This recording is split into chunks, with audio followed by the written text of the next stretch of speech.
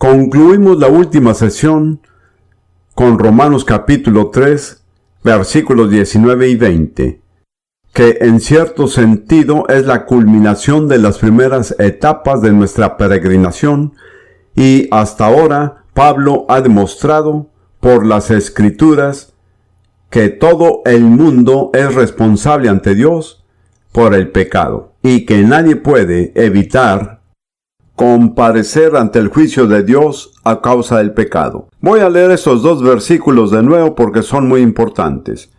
Pero sabemos que todo lo que la ley dice, lo dice a los que están bajo la ley, para que toda boca se cierre, y todo el mundo quede bajo el juicio de Dios. Hasta este punto nos ha llevado Pablo. El mundo entero es responsable ante Dios, tanto judíos como gentiles. Todas las personas religiosas como las no religiosas, todos son responsables ante Dios. Y luego continúa diciendo que el seguir los reglamentos o la ley nunca cambia el hecho de que aún así rendiremos cuentas a Dios.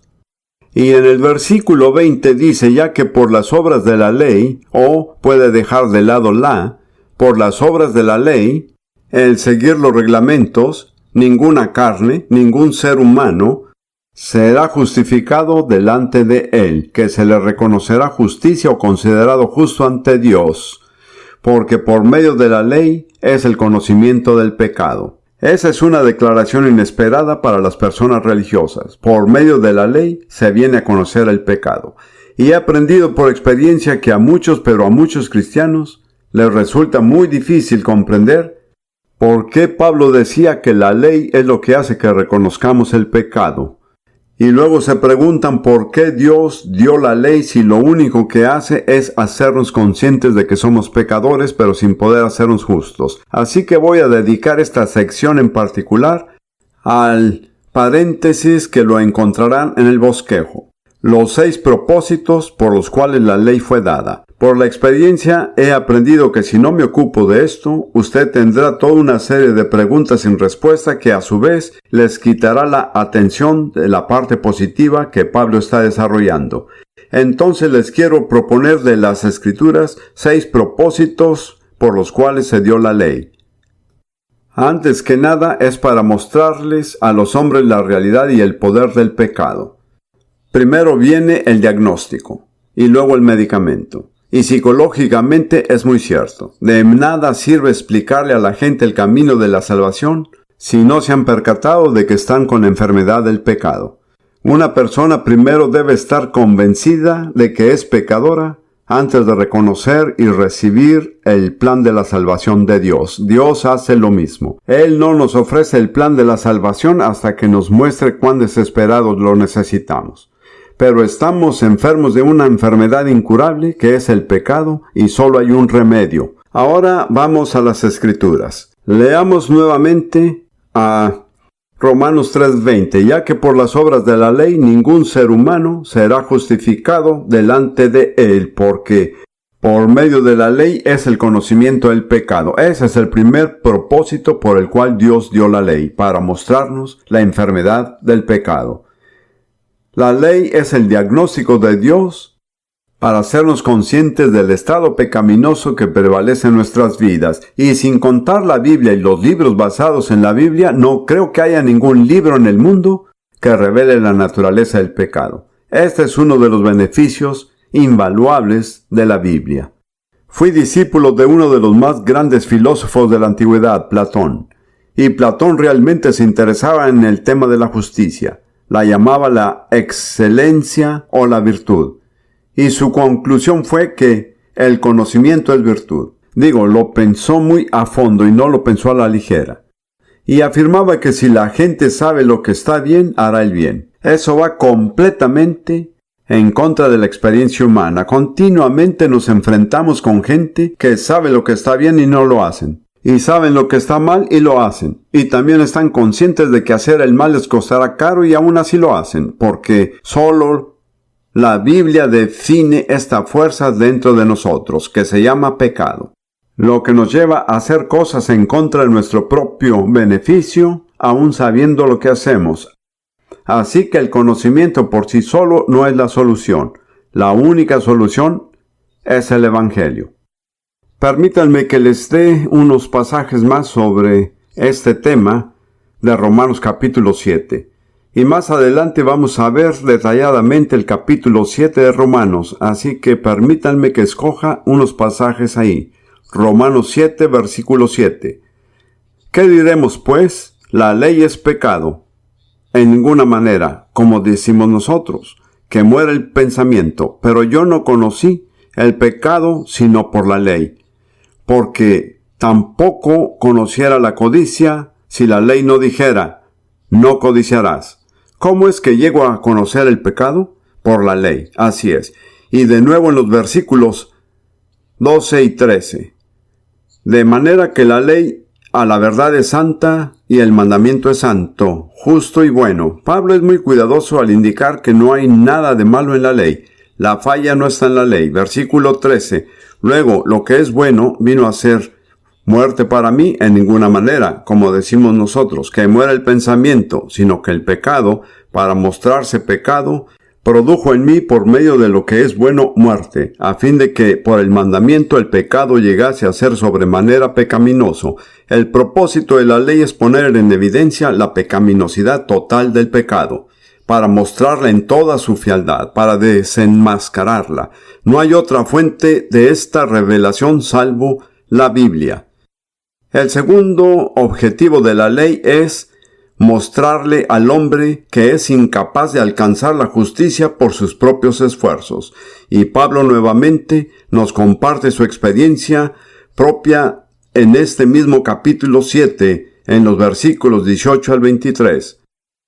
Yo sé que en mí, esto es, en mi carne, no mora el bien. Debo mencionarles que, y surgirá de nuevo, que la palabra carne se usa a veces en un sentido técnico. No se refiere al cuerpo físico, sino a la naturaleza que se ha heredado por descendencia de Adán, mi antigua naturaleza adánica. Yo sé que en mí, esto es, en mi carne, no mora el bien. Porque el querer el bien está en mí, pero no el hacerlo. Me pregunto, ¿cuántos de ustedes van a identificarse con estas palabras? Versículo 19. Porque no hago el bien que quiero, sino al contrario, el mal que no quiero, eso hago. Y si hago lo que yo no quiero, ya no lo hago yo, sino el pecado que mora en mí.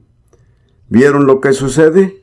Nos muestra que hay una fuerza obrando en nuestro interior que incluso se contrapone a nuestra voluntad e intención sincera. Versículo 21. Así que queriendo yo hacer el bien, hallo esa ley, que el mal está en mí. Versículo 22. Porque según el hombre interior, me deleito en la ley de Dios. Versículo 23. Pero veo otra ley en los miembros de mi cuerpo, que hace guerra contra la ley de mi mente y que me hace prisionero de la ley del pecado que está en mis miembros.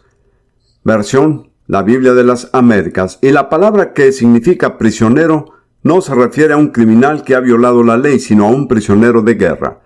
Alguien que ha sido capturado como prisionero y está obligado a luchar contra el bando al que realmente pertenece. Esa es la descripción de Pablo de su propia experiencia. Por mi parte yo digo, amén Pablo, te entiendo. Porque a los 15 años de edad, mientras que aún estaba en Eton, se anunció un decreto a la universidad que ordenó la confirmación de todos los muchachos de 15 años en la iglesia anglicana. Bueno, realmente no tenía ganas de que me confirmaran, así que le escribí a mi padre que estaba en la India en el ejército británico y le dije, no quiero ser confirmado. Me sorprendió la respuesta de mi padre. Me contestó diciendo, tú serás confirmado. Lo que me sorprendió fue que mi padre creía que hacía bien si iba a la iglesia 2 veces al año, en Navidad y en Pascua. Por esta razón no entendía por qué quería que me confirmara. De todos modos, para hacer la confirmación en la iglesia anglicana, como muchos saben, hay que ir a instruirse. Y fui instruido por un tutor de historia y no por un profesor religioso. Y lo ponen a uno a aprender a responder ciertas preguntas. Y para aquellos que han estado en la iglesia episcopal, ¿cuál es la primera pregunta? ¿Cómo te llamas? Bueno, eso es fácil de responder. La siguiente es, ¿quién te puso el nombre? Y la respuesta es, aunque no lo creo, mis padrinos de bautismo, etc. Pero no entraré en todo eso. Para estudiar estas preguntas me di cuenta del hecho de que realmente no era tan bueno como pensaba. Y pensé, realmente necesito mejorar. Así que llegué a la conclusión de que la confirmación me llegó en el momento adecuado y ahora en adelante seré mucho mejor. A su debido tiempo vino el obispo de Oxford e impuso sus manos sobre las cabezas de unos 50 jovencitos de Eton, de los cuales yo fui uno, y dije, ahora sí voy a mejorar. Pues estaba totalmente desilusionado, porque en vez de mejorar, empeoraba cada vez más.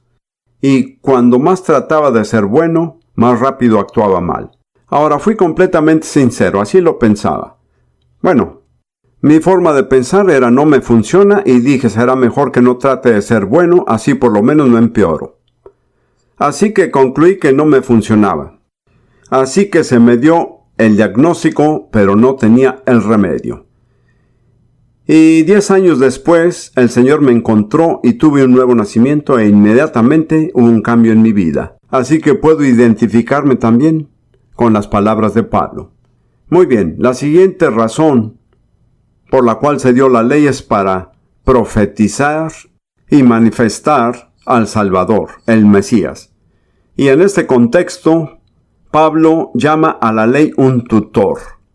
Pasemos por un momento a Gálatas capítulo 3.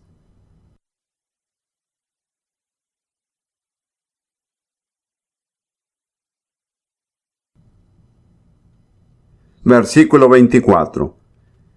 De manera que la ley ha sido nuestro tutor para llevarnos a Cristo, el Mesías, para que seamos justificados por la fe. Ahora, la palabra que se traduce como tutor es la misma palabra de la cual sacamos la palabra pedagogo. Esta se refiere a un esclavo mayor en la casa de un hombre rico cuyo trabajo era guiar a los hijos del rico en las primeras enseñanzas sobre lo correcto e incorrecto, y luego cuando crecieron lo suficiente para llevarlos todos los días a la escuela o al tutor que les iba a enseñar. Así que este hombre no era el maestro, sino que era el que los llevaba con el maestro. Y Pablo dice que eso es lo que la ley hizo con nosotros y los judíos. Nos dio los primeros principios sobre lo correcto e incorrecto, pero no puede enseñarnos todo. Él se convirtió en nuestro esclavo para guiarnos al Mesías, que sí podía enseñarnos. Entonces el propósito de la ley era guiar a Israel al Mesías, revelarlo y mostrarlo. Y así lo hizo de dos formas, al predecirlo y al manifestarlo. Hay muchas profecías en la ley que claramente profetizan al Mesías. Vamos a ver una de Deuteronomio.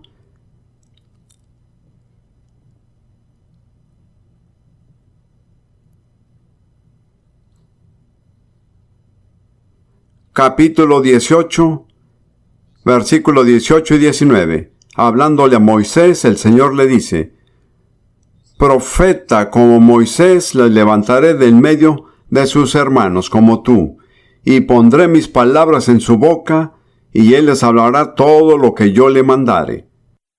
Mas a cualquiera que no oyere mis palabras, que él hablare en mi nombre, yo le pediré cuenta. Así que se profetiza claramente que Dios iba a levantar a Israel de entre sus propios hermanos a un profeta que sería como Moisés. Yo compuse un estudio hace unos años llamado Un profeta como Moisés. Encontré creo que 26 rasgos en los que Moisés y Jesús son semejantes. No hay otro profeta que llegue a tanta cantidad de puntos, cuyo profeta debía poseer una autoridad única, ya que les iba a decir todo lo que Dios les ordenaba, y si no lo escuchaban, Dios se lo exigiría. Y todos los apóstoles del Nuevo Testamento coinciden unánimemente en que esta promesa de aquel profeta como Moisés se cumplió en Jesús, así que hubo la profecía del Mesías. Pero el Mesías también fue manifestado en la ley, en muchas de sus ordenanzas y sacrificios. De hecho, pienso que cada sacrificio en la ley, de alguna manera u otra, anuncia a Jesús. No hay un solo sacrificio que no nos diga algo acerca de Jesús, si lo podemos ver. Como un ejemplo está el Cordero de la Pascua judía, en el que después de matarlo en Egipto, cuya sangre protegió a los hogares de los israelitas contra la ira y el juicio de Dios que cayeron sobre los egipcios, que no estaban protegidos. Y déjenme aclarar que no es cuestión de nacionalidad o de raza. La pregunta fue una sola: ¿había sangre puesta en la casa o no? Y esta es quizás la imagen más clara de Jesús, el Cordero de Dios, que puede encontrarse en cualquier parte de la Biblia. Vamos a buscar solo 2 pasajes en el Nuevo Testamento en los que esta imagen del Cordero de la Pascua judía aplica a Jesús. El primero está en Juan, capítulo 1, la introducción de Juan el Bautista, que fue enviado para preparar el camino para el Mesías. Juan capítulo 1, versículo 29. El siguiente día vio Juan el Bautista a Jesús que venía hacia él y dijo: He aquí el Cordero de Dios que quita el pecado del mundo. Él fue quien cumplió con ser el prototipo del Cordero Pascual. Y luego, más específico, aún en 1 Corintios 5:7, esto lo aplica Pablo a Jesús. Y dice, y ahora se está refiriendo al decreto de la Pascua judía en la que todo hogar judío había de purgarse de la levadura. Y dice, limpiaos pues de la vieja levadura, para que seas una nueva masa, sin levadura como sois, porque nuestra Pascua, que es Cristo, ya fue sacrificada por nosotros. Entonces ahí afirma específicamente que Cristo fue el verdadero Cordero de la Pascua judía y, por supuesto, tenemos en cuenta que su sacrificio, su muerte, ocurrieron en la temporada de la Pascua judía. Así que la ley les mostró a quienes estaban debajo de ella la verdadera solución, el Mesías que estaba por venir. Y luego la cuarta razón de la ley, que no siempre se entiende, especialmente por los gentiles, es conservar a Israel como una nación separada a la que el Mesías pueda venir, es decir, que esté bien guardada o encerrada. Y Pablo lo repite en Gálatas, capítulo 3, versículo 23. Pero antes que viniese la fe, estábamos nosotros los judíos confinados bajo la ley, encerrados para aquella fe que iba a ser revelada. Entonces los judíos se vieron encerrados por la ley en una situación particular para mantenerlos listos para el Mesías. Y si quieren buscar las palabras de Balaán, que es una profecía acerca de Israel, están en Números 23, versículo 9.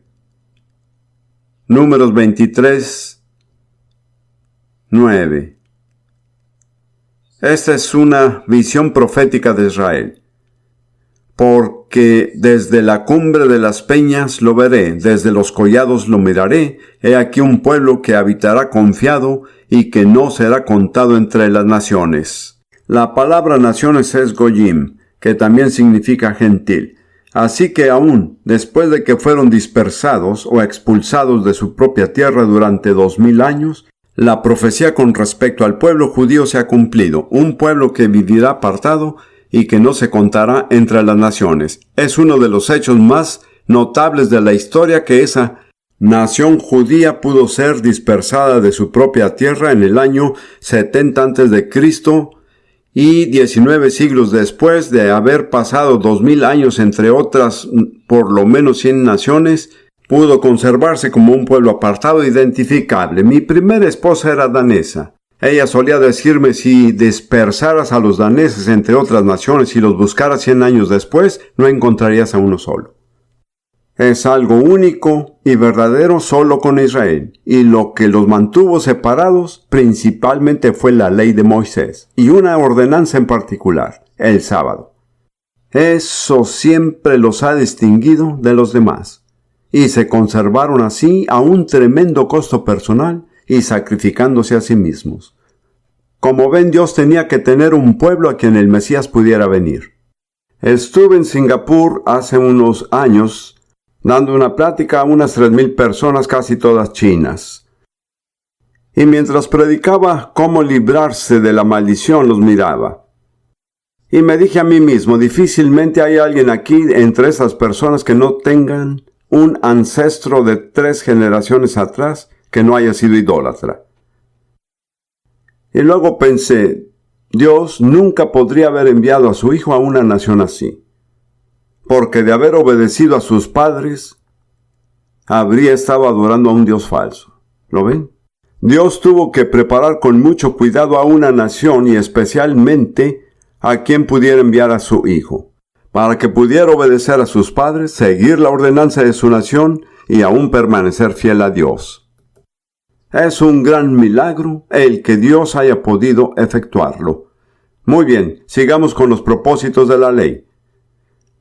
Para proporcionarle a la humanidad un patrón de una nación gobernada por leyes justas. Veamos solo por un momento lo que dice Nehemías capítulo 9, versículos 13 y 14. Esto es parte de una gran oración que se oró después del regreso del exilio babilónico. Y ensayaron todos los actos de Dios en nombre de Israel. Y después dijeron, y sobre el monte Sinaí descendiste, y hablaste con ellos desde el cielo, y les diste juicios rectos, leyes verdaderas y estatutos y mandamientos buenos. Les ordenaste el día de reposo santo para ti, y por mano de Moisés tu siervo, les prescribiste mandamientos, estatutos y la ley. Esto es muy cierto.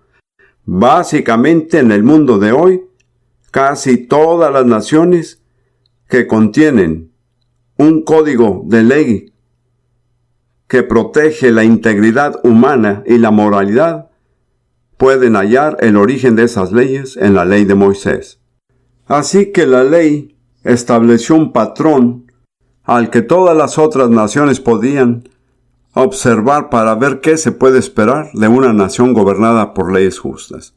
Finalmente, y esto es muy importante y por lo general no se tiene en cuenta, el propósito de la ley o un propósito de la ley era el de proporcionar material inagotable para la meditación espiritual.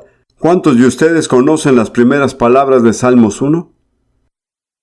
Las primeras 3 palabras. Bienaventurado el hombre, que no anda según el consejo de los impíos, ni se detiene en el camino de los pecadores, ni se sienta en la silla de los burladores. Más bien, en la ley del Señor está su delicia, y en ella medita de día y de noche. ¿Cuál es el resultado? Será como un árbol plantado junto a corrientes de aguas que da su fruto a su tiempo y su hoja no cae. Y todo lo que hace prosperará. Si quiere tener éxito, la clave está en que se medita. El hombre exitoso medita en la ley día y noche. Y esa es la clave de su éxito.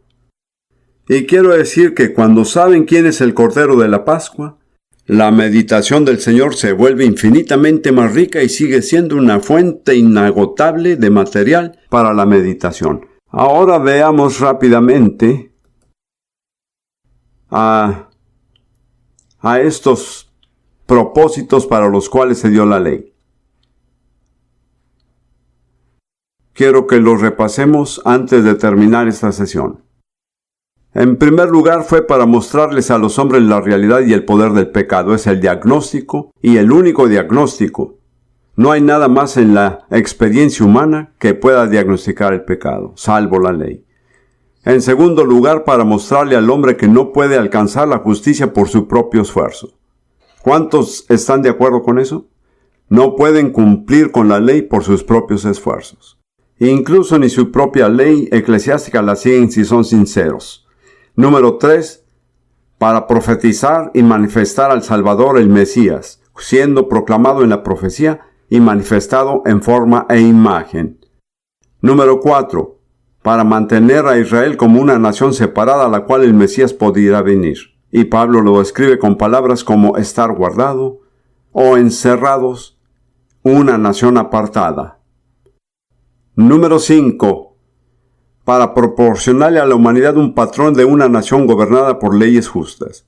Y al menos en nuestro mundo occidental, dentro de nuestra herencia protestante, cada una de nuestras naciones ha derivado la mayor parte de sus leyes de una forma u otra de las leyes de Moisés.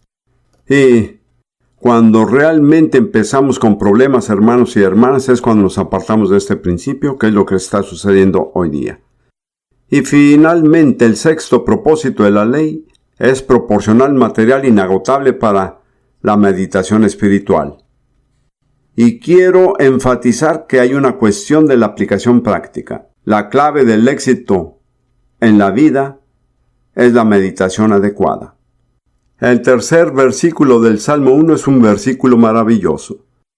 En la Nueva Versión Internacional dice: todo cuanto hace, prospera. Muy simple. ¿Cuál es la clave? La meditación adecuada. ¿Cuál es la gran fuente de la meditación?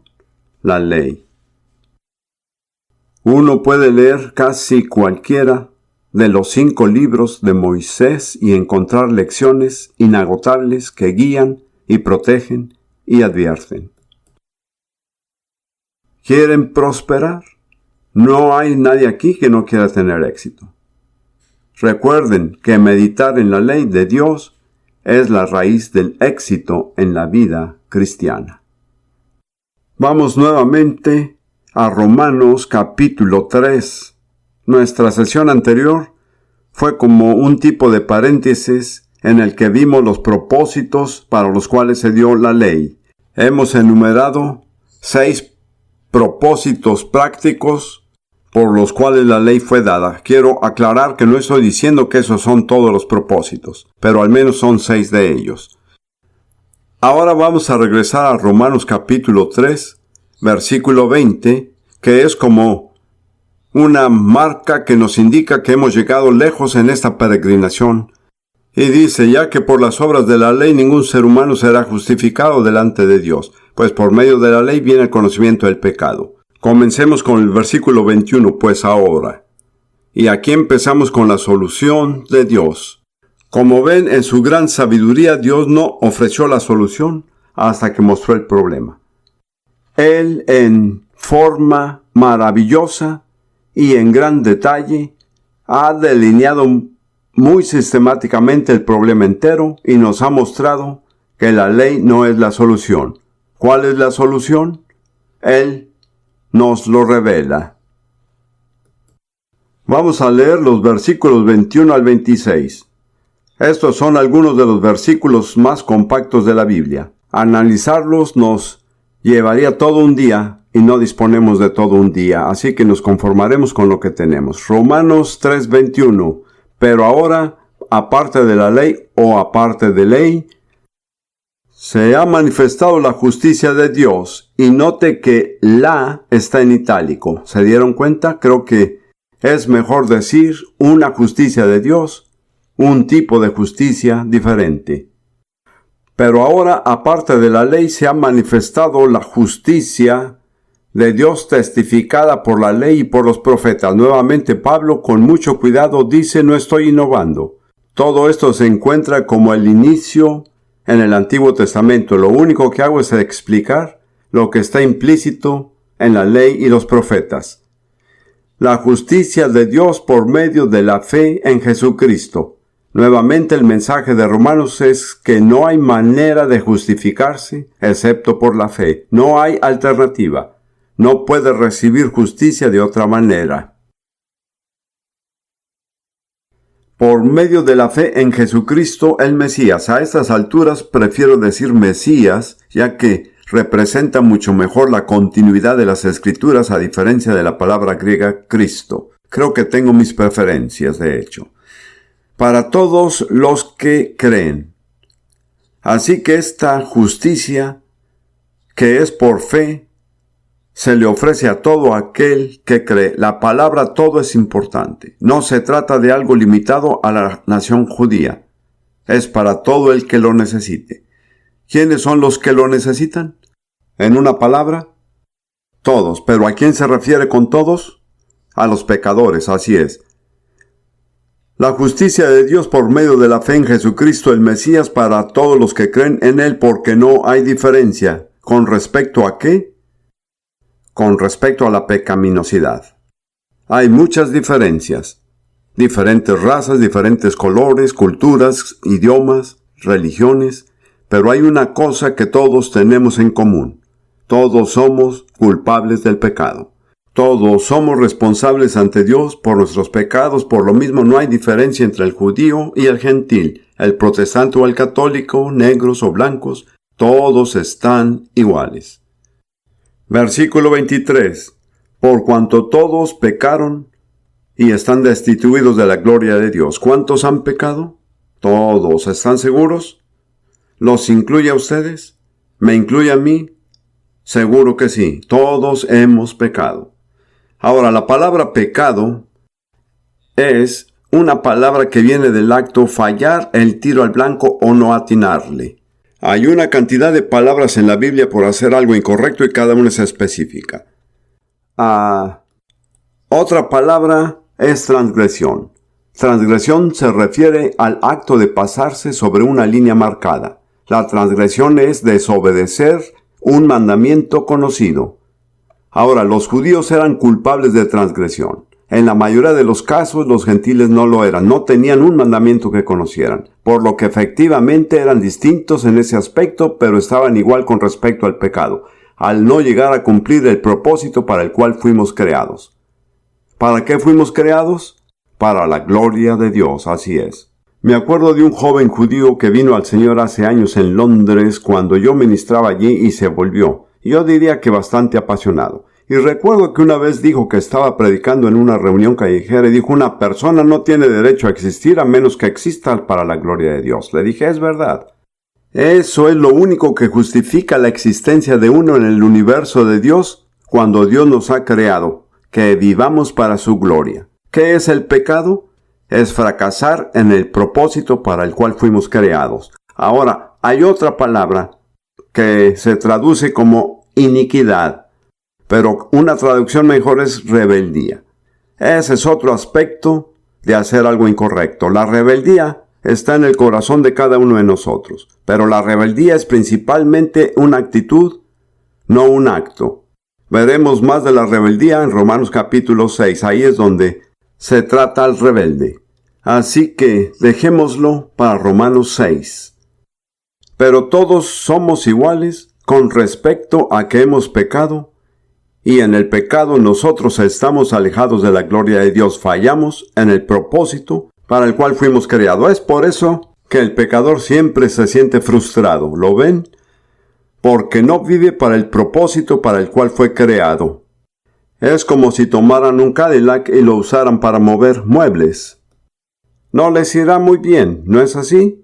O como si tomaran un camión y lo usaran como taxi, se les complicaría completamente. El tema es que las cosas están hechas para un propósito y están siendo mal utilizadas. Bueno, así es la realidad de cada pecador. Todo pecador está fallando en cumplir el propósito para el cual fue creado y en alguna parte en el fondo les causa frustración en su interior. Muy bien, continuemos con el capítulo 3. Aquí damos con la solución. Siendo justificados. Prefiero usar la frase teniendo la justificación que se nos ofrece. Porque solo somos justificados cuando respondemos. Siendo justificados gratuitamente. Siendo justificados gratuitamente. Creo que les daré algunas de mis definiciones de justificado. Justificar es una palabra algo seca y teológica para mucha gente, pero es una palabra gloriosa. Y les daré una serie de traducciones posibles. Decir que estoy justificado significa que he sido absuelto. Mi caso ha sido juzgado ante el tribunal del cielo y se ha emitido un veredicto sin culpa. ¿No es maravilloso? Pues no hay una corte más alta que la corte del cielo. Cuando el cielo dice que uno no es culpable, no importa lo que diga nuestro vecino. No importa lo que otras personas piensen de uno, no es culpable. Eso es parte de ser justificado. Y el significado es ser considerado justo. Dios le reconoce la justicia basado en su fe. Pero la misma palabra griega también significa ser hecho justo. Así que no es tan solo reconocerle la justicia a uno, sino que como resultado algo más sucede dentro de sí. Recuerden que dijimos que Dios llama a las cosas y como Él las dice, así son. Puede que no haya un cambio obvio o inmediato, pero el proceso entero se encuentra ahí en lo que Dios llama. Entonces Dios elige llamarnos justos. Y cuando Él nos llama justos, somos justificados. Otra traducción dice, y algunos de ustedes la han escuchado, justificado significa justo como si nunca hubiera pecado. ¿Por qué? Porque he sido considerado justo con la justicia de Dios. No por mi propia justicia, no por mi mejor esfuerzo, sino que por fe he recibido como un regalo la justicia de Dios. Y si no lo aceptan como un regalo, querido hermano y hermana, nunca lo recibirán. No puede uno ganárselo. Está más allá del alcance de nuestra capacidad, así como lo está el cielo sobre la tierra. Dios dijo en Isaías 64, versículo 6, todas nuestras obras justas son como trapo de inmundicia. Él no dijo todos sus pecados. Dijo que lo mejor que pueden dar de sí es como un trapo sucio a la vista de Dios. Y esos trapos de inmundicia nunca les llevarán al cielo. No está puesto en mi bosquejo, pero voy a buscarlo. Isaías 61, versículo 10. Nunca predico sobre este tema sin mencionar este versículo. Isaías 61, versículo 10. Esto describe lo que es ser justificado, ser considerado justo. En gran manera me gozaré en el Señor.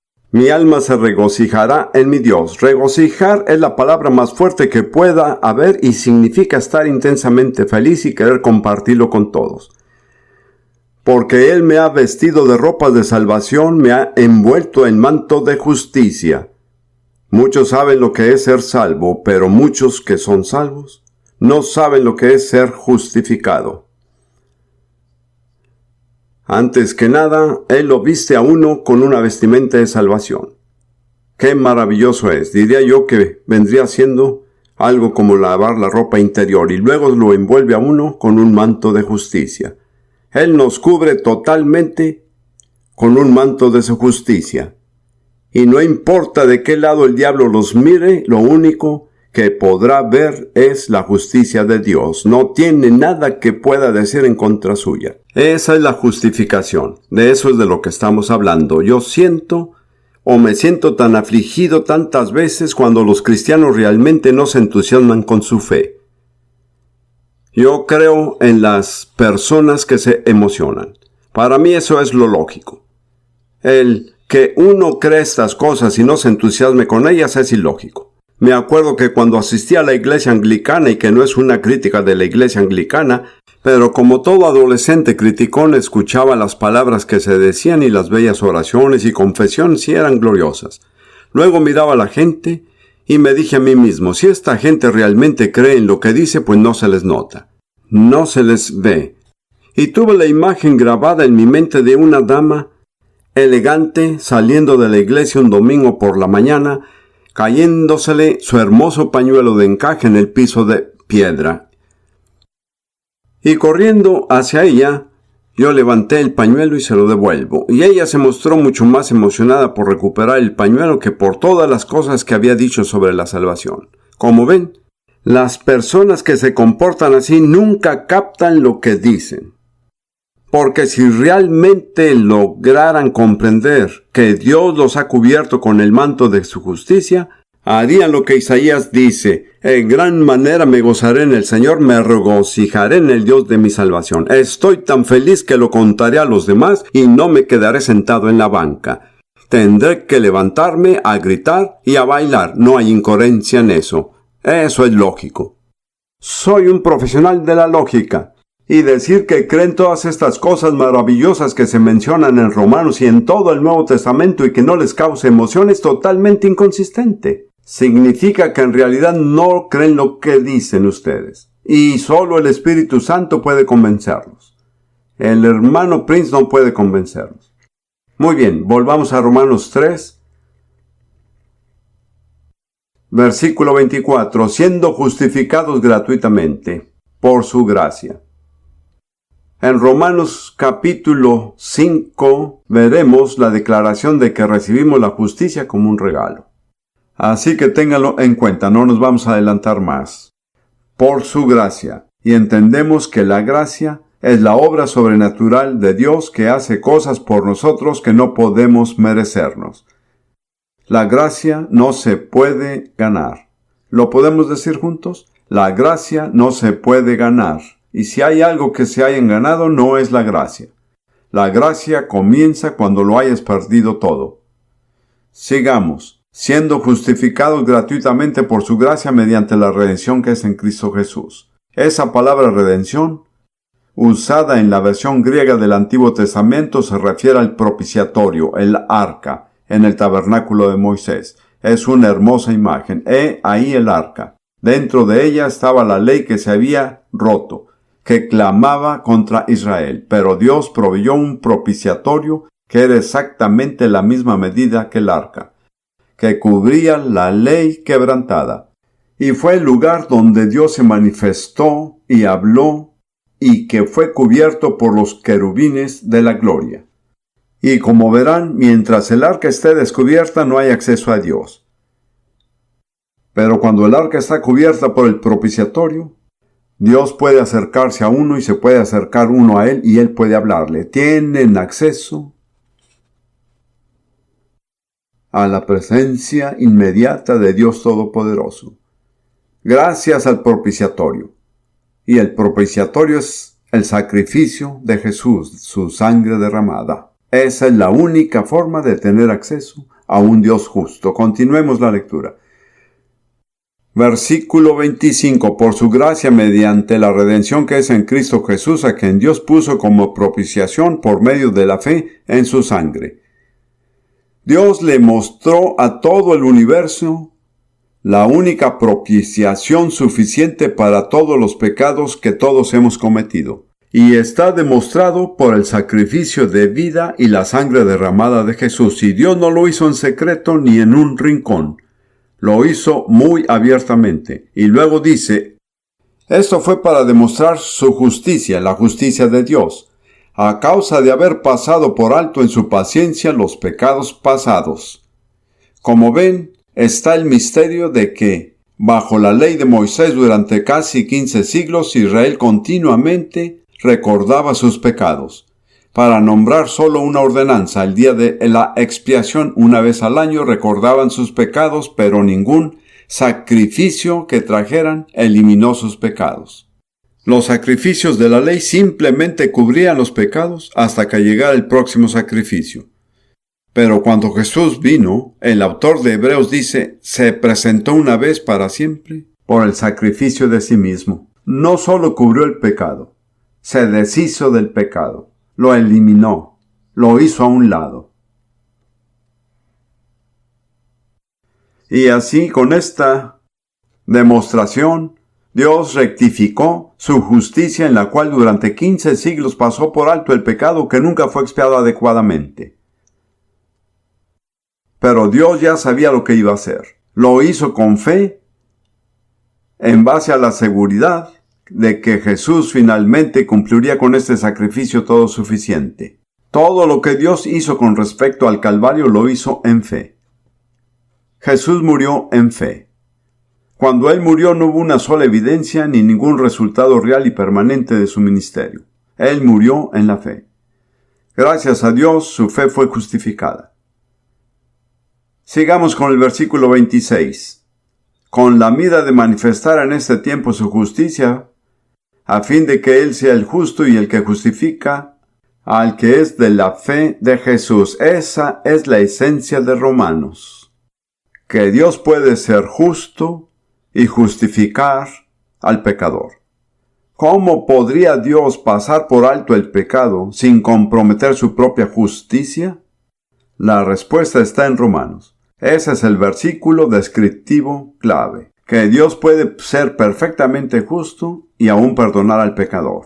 Como he dicho antes, el problema de Dios no es cómo castigar al pecador, ahí no hay problema. El problema de Dios es cómo perdonar al pecador, y Él es el único que puede dar la solución. La solución está aquí en Romanos.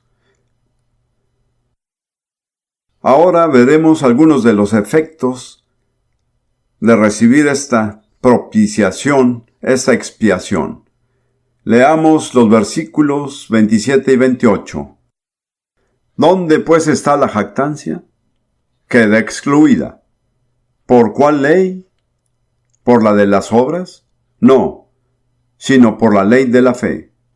Concluimos pues que el hombre es justificado por fe, sin las obras de la ley.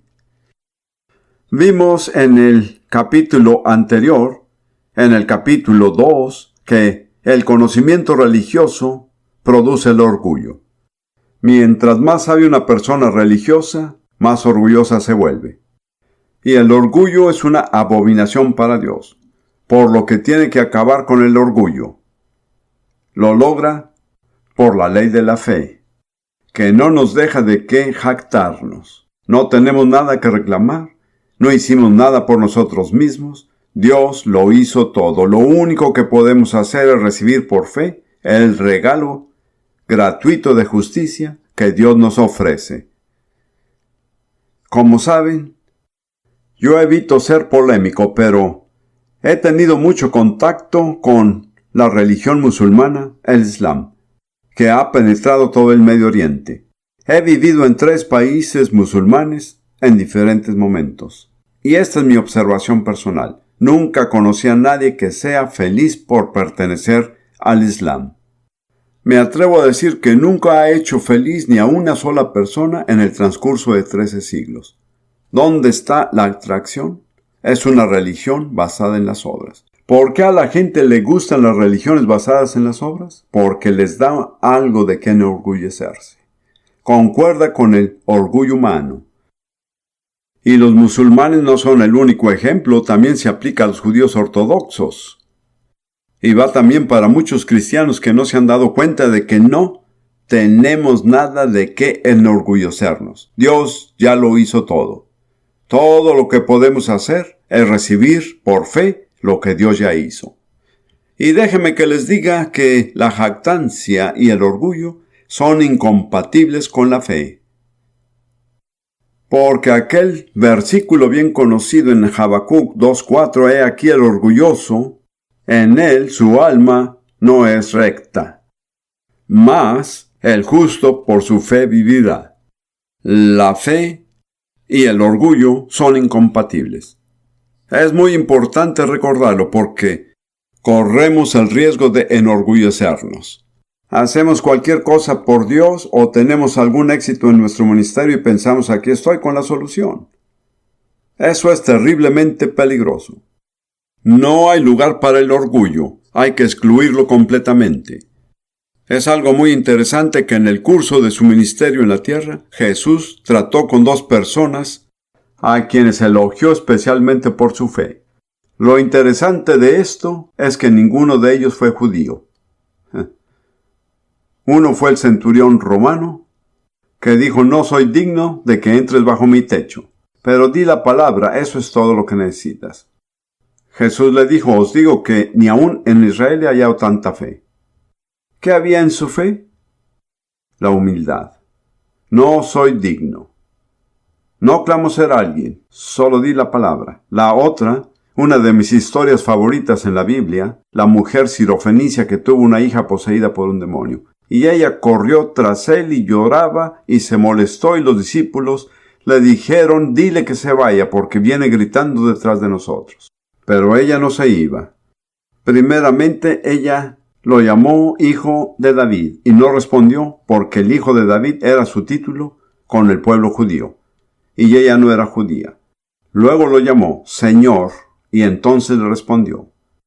Y le dijo, ¿qué es lo que quieres? Y ella dijo, echa fuera al demonio que tiene mi hija. Él realmente puso a prueba su humildad. Porque él le dijo, no está bien tomar el pan de los hijos y echárselo a los perrillos. ¿Con esto cómo le llamaba? Un perro. Es un insulto en el occidente, pero créame que en el Medio Oriente decirle a uno un perro es el peor insulto.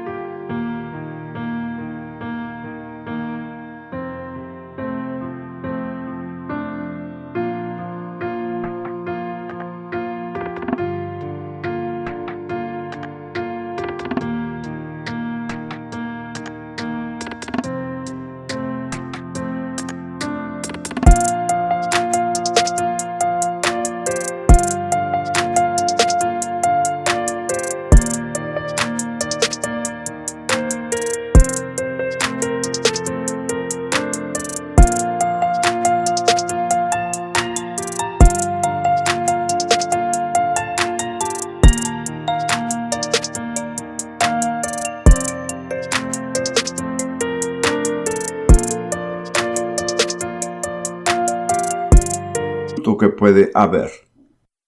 Pero él la estaba poniendo en su lugar. Le quiso decir, estoy comprometido por pacto con Israel, hice un pacto con ellos a través de Moisés de que sería su sanador, pero no tengo ningún trato contigo. Así que solo eres un perro. Como ven, cuando Dios parece ser duro, realmente es más misericordioso. Y su respuesta fue, sí, Señor. Pero también los perrillos comen de las migajas. ¡Qué fe! Dios no necesita una rebanada de pan, basta una migaja, para sacarle el demonio a mi hija. Y Jesús dijo, oh mujer, grande es tu fe, que te suceda como deseas. ¿Qué fue lo más notable de su personaje? Que fue una persona con humildad. Tengamos cuidado de no enorgullecernos, porque el orgullo y la fe no pueden coexistir en la misma instancia. Vamos a terminar el capítulo. Pablo va a descubrir que este mensaje es para judíos y gentiles. Él dice en el versículo 29, ¿es Dios solamente Dios de los judíos? ¿No es también Dios de los gentiles? Ciertamente también de los gentiles, porque Dios es uno, que es la gran declaración del judaísmo, y Él justificará por la fe a los de la circuncisión y por medio de la fe a los de la incircuncisión. El requisito básico es la fe, ¿se dieron cuenta? La fe puede expresarse por la circuncisión o puede obrarse sin la circuncisión. Pero sin importar la forma en que llegue, es la fe y solo la fe que forma la base de la justificación. La circuncisión sin la fe no justifica al hombre. Y luego termina con esto, que es muy importante, en el versículo 31. Luego, por la fe invalidamos la ley. ¿Hacemos a un lado la ley? ¿Qué dice? Que muera el pensamiento. En ninguna manera, sino que confirmamos la ley. Es muy importante entenderlo. La fe en Jesús y el Nuevo Testamento no anulan la ley de Moisés. Es parte de la palabra de Dios. Es permanente. Es más, los únicos que pueden tomar la ley tal como está escrita son los que creen que Jesús murió en su lugar. Cualquier grupo de personas, judíos o gentiles, quien quiera que sea, mormones, adventistas, del séptimo día, mienten si afirman que están siguiendo la ley de Moisés completamente. No es cierto. Podemos decir que creemos en toda la ley. Nosotros no descartamos ningún mandamiento, ni siquiera cómo tratar con un conejo si lo matamos, porque Jesús ya lo asumió en nuestro lugar. Nosotros somos los únicos en todo el mundo que podemos aceptar la ley en su totalidad. Pero su totalidad se cumplió en Jesús, y por su muerte hemos sido liberados de la ley.